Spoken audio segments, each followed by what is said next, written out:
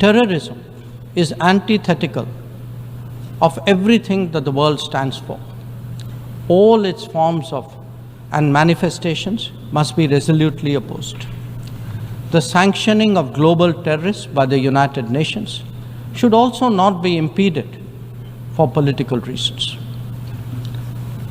Madam President, many countries get left behind due to circumstances beyond their control. But some make conscious choices with disastrous consequences. A premier example is our neighbor, Pakistan. Unfortunately, their misdeeds affect others as well, especially the neighborhood.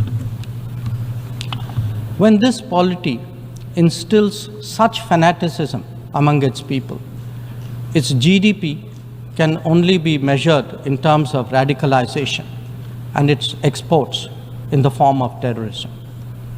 Today, we see the ills it sought to visit on others consume its own society. It can't blame the world. This is only karma. Madam President, a dysfunctional nation coveting the lands of others must be exposed and must be countered. We heard some bizarre assertions from it at this very forum yesterday. So let me make India's position perfectly clear.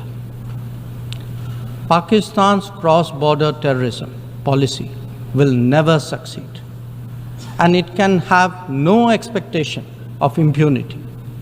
On the contrary, actions will certainly have consequences. The issue to be resolved between us is now only the vacation of illegally occupied Indian territory by Pakistan, and of course, the abandonment of Pakistan's long-standing attachment to terrorism.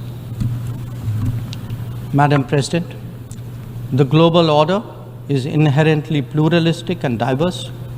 The UN began with 51 members. We are now 193. The world has changed profoundly, and so have its concerns and its opportunities. But to address both, and indeed to strengthen the order itself, it is essential that the UN be the central platform for finding common ground.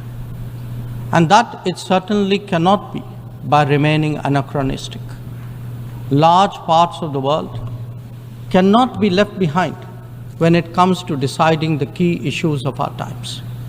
An effective and efficient UN, a more representative UN, and a UN fit for purpose in the contemporary era is essential.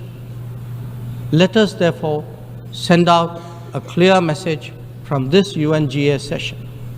We are determined not to be left behind. By coming together, sharing experiences, pooling resources, and strengthening our resolve, we can change the world for the better. I thank you, Madam President.